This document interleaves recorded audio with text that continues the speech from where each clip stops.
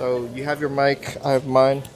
You can sit in one of those, I guess. This is running. Or Good? It's We're already. chilling. We're all in frame and everything. We're good. Yeah. Sorry for the long setup, man. No, this is fire. So- It's so unexpected. Thank you for agreeing. Of course. So I guess you want to give a self-introduction, maybe? Hello, everybody. I'm Milo. Nice to meet you guys. I was just sitting at this very sick cafe. I met this very sick person. We're doing a random interview right now, and we're having thoughts that may be existential, philosophical, music related. So, you guys better pay attention because this is gonna be pretty fire. Anyway, So we were earlier talking about Yes. what we find meaningful, right? yeah, meaningful. And for me, I feel like the genuine conversations between people are pretty meaningful. I guess maybe we can just continue on from what we were talking about before. I agree. What Okay. you find meaning. Meaning for me is gonna have to be, I guess for instance, for example, I think what I was talking about earlier was that Yeah. I do music, and I've always been really into art in general as a kid growing up. I've always been drawing, creating art, and making music and just singing, humming to myself, all these things, to the point where I got to play instruments and all that kind of stuff. So I got into music production. And a really big thing, and my problem with the world right now is a lot of the times songs are made just to sell, or, and I think, matter of fact, this is a very common thing for people to complain about, but a lot of things are made to just be produced to sell a bunch of records. Like everyone's just owned by a company and a label, and they're trying to sell you that person. And I recently want to create more music, but I've been struggling because I can't find things that give me meaning right now. It's hard to have meaning. So if I don't have a song that's meaningful to me, then I can't write it, because otherwise it's just a bunch of nonsense. For example, Bruno Mars is kind of pissing me off recently. He made some cool bangers as a kid in the early 2000s growing up. I can't deny those. He's a talented individual, but a lot of his songs just seem like he's writing them to sell them. He's using a pop algorithm with production and lyrics that are just really good for selling the song rather than selling an actual meaning. And I don't respect that personally. So that's a big struggle for me right now, especially in the music world. And I think that's what we were on about earlier, is where I'm at on my music, I guess, for a person. What have you found meaning so far in the projects that you have created, if you're comfortable sharing it? I think meaning to me in music, and then what I want to share to other people, is perspective, and just not like the perspective and cool things. Just like I just want people to think. I want to say something philosophical, and I don't think I'm smart or a philosopher at all. I would never I'm not the kind of person who thinks they're the greatest person. I don't think I'm the greatest person. There's no great person.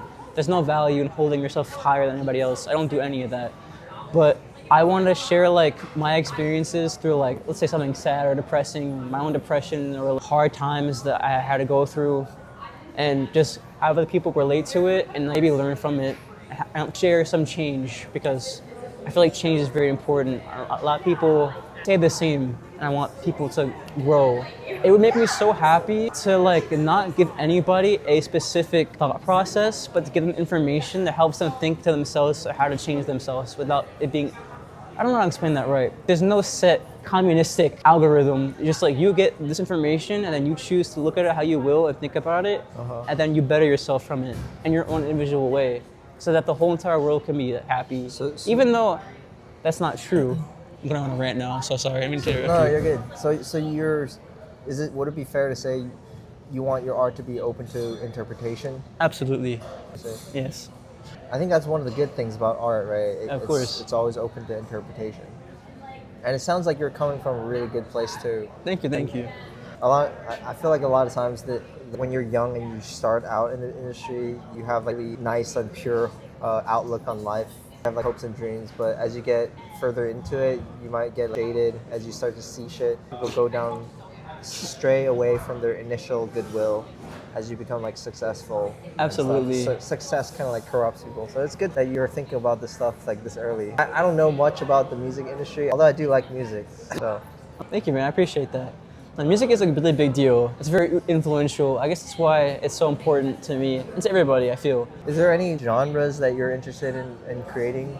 Honestly, and, maybe you could talk about some of your projects so far. well, I don't want to draw too much away from this, but before I forget, I do want to say one more thing to correct myself. Earlier, I said I want everyone to be happy, but I guess realistically saying it, that's not really true. I want everyone to think for themselves. The whole world can't be happy. That's not normal. People need to be angry, be sad, or mad, or a lot of other feelings. They have to feel those things, and it's right. And there has to be a balance between good and evil. It makes sense. You can't have a whole entire good world. It wouldn't make any sense. So there has to be definitely be a balance. I just want people to actually think. And I feel like it's not their fault. I don't blame them. But I feel like people are indoctrinated a lot and everywhere. So just free thinking and inspiring people to freely think is what I really want to do. That's all I ever wanted to do for everybody, I guess. But that's that thing, and I'm so sorry. That's cool. I forgot. So, genres. I'm very genre illiterate. I like so much music, it doesn't even matter. And when I create a song, it can change to like some type of genre I'm feeling at the moment. And I think if I ever want to make an album, which I guess I'm working on, a lot of the songs are not in the same genre. They can switch to a rock song or some kind of like low-key, like recently too. This is like for funsies. We're working on hyper pop. Hyper pop is just like fun, silly songs that are like, pump, pump, pump, pump, pump, and that is kind of basic in its own. So that's not really meaningful, but it's something that I enjoy making sometimes for fun. There's a lot of things I want to do for fun that are just awesome. Music itself is awesome. What are some hyper pop examples? So this is an I don't know the example. genres. So this is actually this guy. So this is, I don't want to say his name. This is Yeil, I think. Yeil. He has a song called, like an album called Heart Pop, and he speaks in Korean and Japanese in the songs and English, but it's all a bunch of like few words and the same bunch of like. But it's just kind of fire because it's just fun to listen to and like get your body pumping, and that's just like fun for me. So I created a couple of songs that are like that for myself because I'm like, this is fun, but not that has meaning. That's not like the aura or the personality that make music that I want to project, but it's just fun. So this is a song called A Reset. I don't know if you can see this. Maybe you hear it from your mic. Oh, this is the boring part. It sounds a little, you know what? It sounds like Vocaloid. Like music. That's pretty, there is a lot of Vocaloid influence in hyperpop music for sure. Oh, interesting. I used to be a huge Vocaloid fan. That's awesome. I would play Osu, if you know what that is. Yeah, I do know Osu. And then they have a lot of beat maps that are Japanese That's sick. Vocaloid songs. No, I still had Miku as your Nice. no on your thing. Oh, Your yeah, account. yeah, yeah. That's fire. Do you know Rail? Rail, I think she's like an Utaite or something. I don't see. Anyways, you don't have to know. Highly familiar. No, I kind of want to. Oh, okay. How do you She spell like it? REOL. REOL. Rail. Oh, you used up that show? Nice. Japanese singer, that's her. I think she sings. Oh, no, I know the singer because my friend Confi showed me this singer. Do you have a lot of friends that also make music? Honestly, yes. And that was really ironic. I'm really happy. I think the universe just let us be just very, very cool. Or maybe not all of them make music, but a lot of them are really into music and love talking about it, and I love that so much. So, Nice. so It's I really know awesome. I listen to Black Box, a little bit from Black Box. It's been a while since I got into those genres. These days, I actually strayed pretty far from pop, to be honest. Fair to enough. Metal. Metal, and, really? like, country music too. I know, but just being real, No, I used to listen to like that all the time in high school. That's tough. I think you But- should listen to kind of music if you want to, by the way. But for metal, I listen to, I guess, well, not really like Alice in Chains. I think they're metal. I don't really know the genre, but That's fair enough.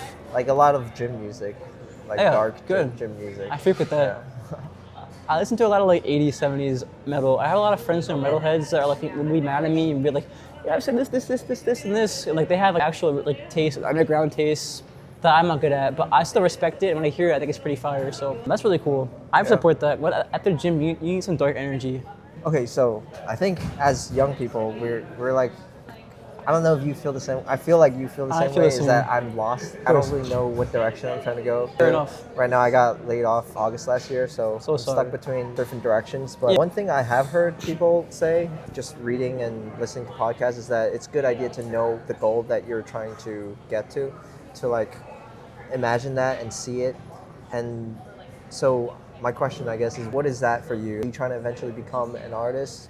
Are you trying to become like famous, or No, I'm not famous. trying to just create things, or I don't know. What are you thinking? Not even just like goals, just what are you trying to do with your time for the next couple years maybe? That's a really good question, actually. And a lot of the answers that you gave me as options were pretty good too. Because for me, yes, I would like to create something because I feel really good when I create something because it helps me it's like a release. I feel like I am releasing a lot of energy out of me, and like in the best way, like a lot of like negative stuff at least, or like, for instance, there's people who will like spread negativity, like they release it by giving it to you, and that's terrible. But I want to release it by like healing and spreading healing to other people.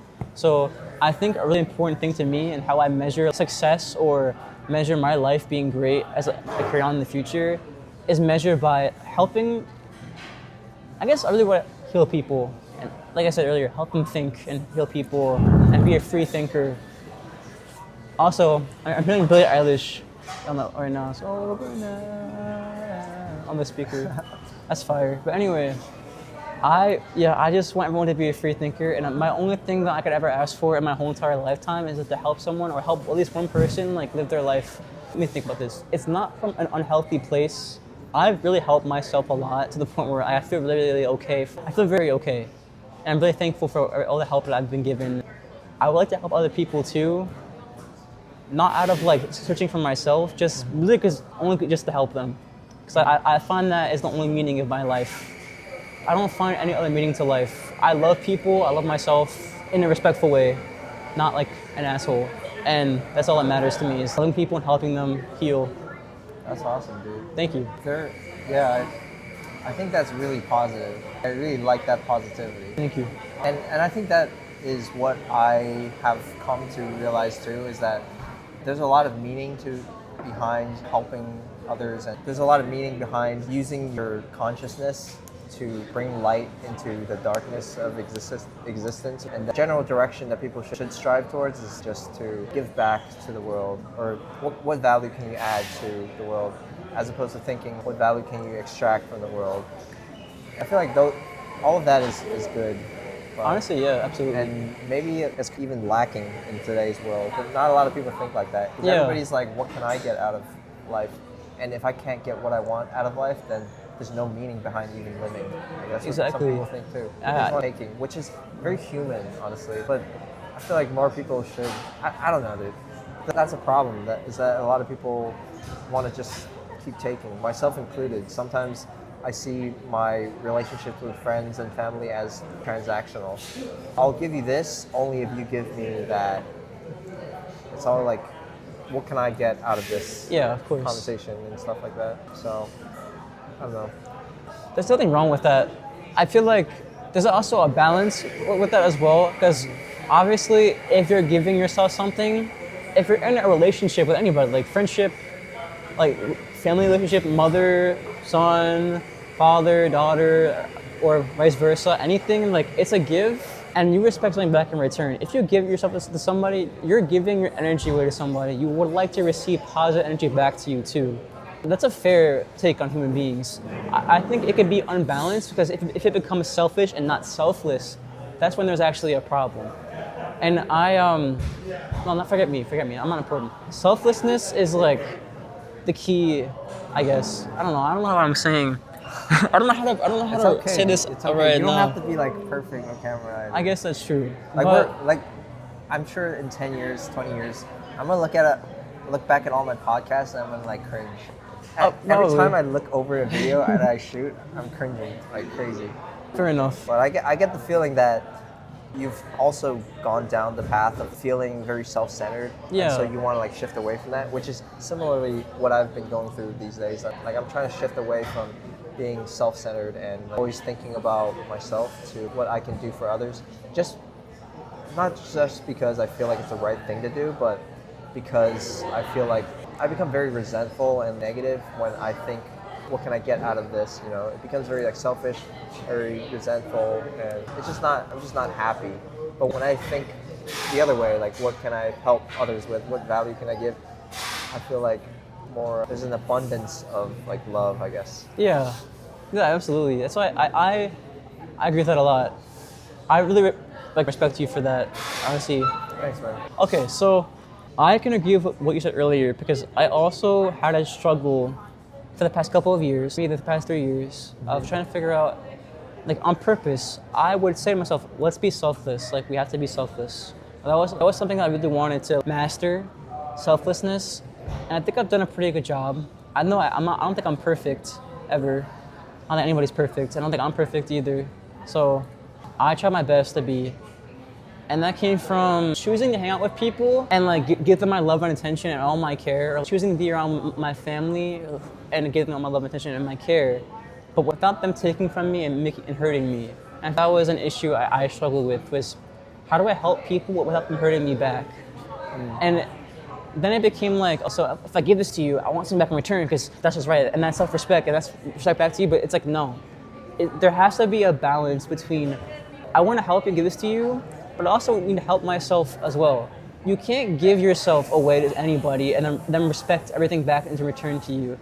That's just wrong. Yeah. There's got to be like independence, right? Exactly. You have to be two separate people. Exactly. And you have to be the one that sets that boundary. So you have to be the one that decides, I'm gonna give you this much energy, but not my whole entire life in your hands. Because at that point, if you're respecting them to give what's back, it's not fair anymore. Because why'd you do that? So instead, what you have to do is give a little bit of, like, give your love and like, just love yourself a lot. Respect yourself a lot, so that you can just keep creating more powerful and more positive energy within you, so that you can keep sharing it with other people, and without expecting anything in return. That's really all that matters. You can't look towards others. You can't help someone and look towards them like, I want to feel loved by you because I helped you. You need to love yourself. That's really all that means. That's the really, really important separation I had to discover for myself, is that, yes, if I help somebody, I have to love myself too while doing it, so that I can keep spreading that love without expecting a lot in return, or anything in return.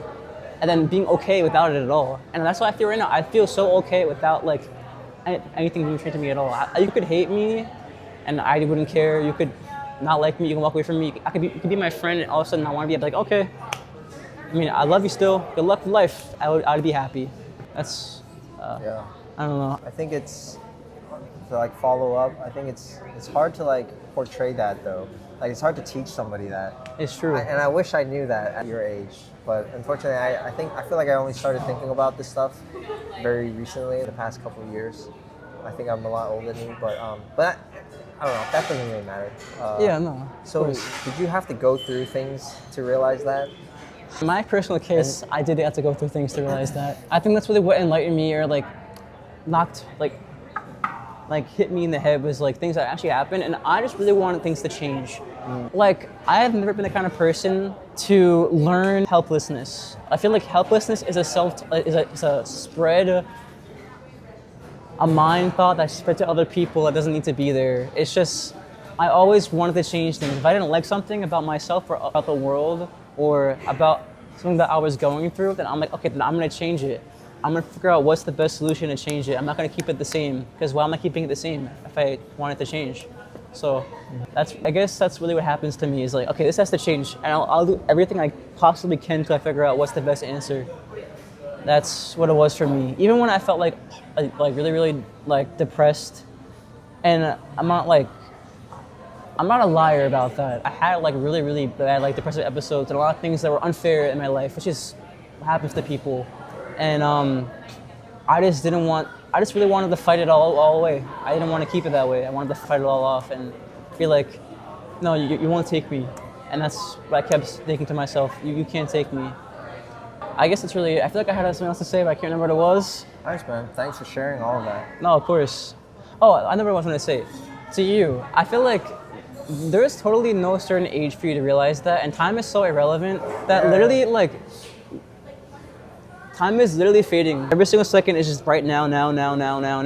It's all gone. Everything happened in a second goes gone. This is gone, this is gone. This frame is gone, this frame is gone. So I feel like time is literally all happening all at once. So no matter how old you are, it doesn't matter. I feel like you're living at one time all at once. Nothing matters like that. So I don't know.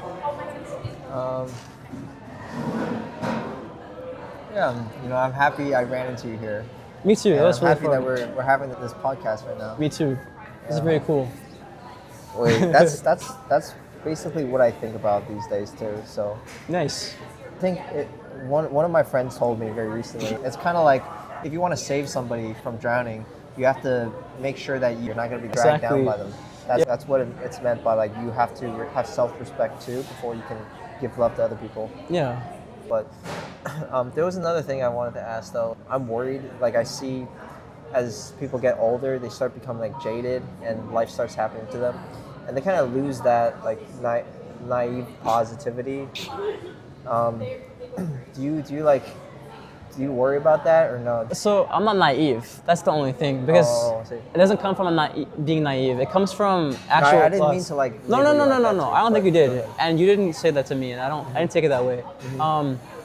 Basically, for me, like I was saying earlier to you, like when we were sitting down before we did this podcast, that I had an existential crisis, and it happens often with me because I'm always thinking about like the world and trying to figure something out all the time. It's like the only thing that goes on my brain constantly. And so for me, I had a foundation, and it fell apart because I had a certain goal I wanted to meet that I couldn't meet, or not really a goal, but I gave one thing in particular a really big meaning that I shouldn't have given that meaning. So that once that foundation collapsed, I was, not very good person. However, I was also that- like to what was base that things. thing? I can't talk about that, but Okay. I also like to base things on logic, and I can't make a new thought process without having logic behind it first. So I'm gonna find my phone real quick and look at what I wrote down. But what I had discovered or really thought about, and give me 1 second for this one. No worries. Thank you. Let's see. Here we go. I wish I had the level of independence and like all this thought when at your age, but I just like somehow haven't, and it feels like I wasted a lot of time. Like why wasn't I able to get to that point? Well, sometimes it is like kind of disappointing. Like why couldn't I have thought more about certain things? I don't know. But anyways, what was the note that you had? I have more to say about that Sure. because I want to hear you out too as well. Sure. Do you want me to say this first, or want to talk about you first? We can finish. Okay, cool. this Yeah, thing. I think I don't know how to express this to you, but I don't think that matters. I feel like the only thing that got me to think a certain way is just life hitting me in the face the way it did a couple times since like childhood, because it's just that things happened to me that really, really made me think a certain different way. It wanted me to help figure out what to do a lot, and like abuse or like that kind of level of stuff. And I just constantly wanted to find the answer for like freedom or something, and I think whenever that like spark hits you is really, really great. I don't think it has to be a certain time in your life. I don't think you should have to have it at a certain age. And I really do think time is relevant. And I'll be 100 years from now, I'll be dead, and it'll feel like it never happened. It'll feel like that just happened out of nowhere. I think you're really, really intelligent if you even thought about it in the first place, and I think it was probably always there. I think your brain, your intelligence, your way that you think about life, how you see life, even in the similar light that we're talking about, was always there. Just that certain moments will trigger your brain to actually implement them. Yeah. Thank you, man. Yeah. That's certainly something that I'm gonna like keep thinking about. Just like how you always wanted to like find freedom, or you wanted to like solve that problem. I have something like that too that I'm always gonna try to solve and always gonna keep doing. Anyways, A little bit for you, yeah, man. yeah. I'm happy for you, and I'm also sorry that you had any problem you had to go through. Yeah. All right, let's move on. Let's see. Okay, so I was writing that it's kind of insane that how human beings are really, really controlled by chemical reactions, and like are controlled by things like we put in our bodies, like food, for instance, or substances like alcohol, drugs, all that kind of stuff. It's just all chemical reactions in our brain. So even how you eat food is a really big deal, because so you eat sugar and your body gets happy, which is chemical like, oh, dopamine, I like sugar, or serotonin, I like this. You have like, maybe you bond with somebody and you have oxytocin release in your body. Oh, this is good. It's all these associations with things that are triggered from your brain. So I find it really interesting that what like food that we eat all controls us and how we live our life, and it could change everything about you because it literally just controls the way that your body releases certain things in your brain. So I feel like when people don't know that, people don't take care of their body, it's like life gave you a controller and you're only using the joystick and not using any other button because you're just like, okay, I have this body, I'm a human being and I have all these things about me that I don't even know about. Things in my body that I don't know are there. Why? Like, that's not only like a mean thing to you. I don't know what everything is. I can't name every anatomy in my body. Of course, I don't know how to do that. But I want to know enough that I can take care of myself. And that was very, really important to me. So like, I want to do things that make me feel good. And by the way, I doesn't mean I don't use substances. Of course, sometimes you indulge in a substance and have fun, and that's okay. So this is a whole separate thing now. The world doesn't belong to one individual person, yet only yourself takes in and absorbs the information that's around you. The internal processing is all yours. The world is not yours, but you're receiving incomplete memory signals. You're using past experiences to predict what's really there. Updating predictions with more incoming data output creates a best guess scenario or best guess simulation. You are literally simulating the world in your own brain and projecting it back out to you so that you can see something. That makes sense. It is. It's literally a fact. Like, it's not like the Matrix. It's just true. You really are. So the world doesn't belong to one individual person, but your own internal simulation belongs to you. The way that you see the world is, the way that you're observing everything about the world is literally your own. It's all your own. So you can only see the world through your own glass. Obviously, you can use other people's, like, you can have other thoughts and put other people's shoes, but it's still based off your own incomplete memory signals. So what's the conclusion though? The conclusion is, this world isn't evil or negative, even if it seems like it is. The world isn't positive, even if it seems like it is. It's just life. If you fall into a rabbit hole of negativity, if you're surrounded by despair and pain, your perception changes and it gives you pain, anxiety, and fear. And that will be all you see. The 50-50 balance is realistic, but if society becomes more and more manipulated to fear, to hate, to be anxious, and the whole world's environment will be trained to subconsciously preach and teach negativity for years and generations to come. So the world is not negative or positive. It's just about what you absorb that's around you. And you have to take in the information. And so when I was really depressed, I was absorbed in all of the bad news about war and Palestine and also my own life and just so many other things are going on in this world. I'm like, oh, the world's such a bad, negative place. I just want to die. Like, that's really how I feel sometimes. So you just want to like give up because the world is so terrible.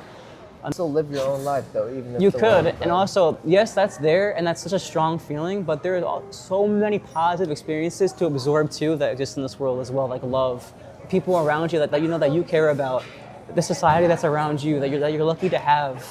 There's so much light that you have to absorb. Just please find a way to absorb the positive stuff. Don't keep absorbing the negative stuff. It's not the ultimatum.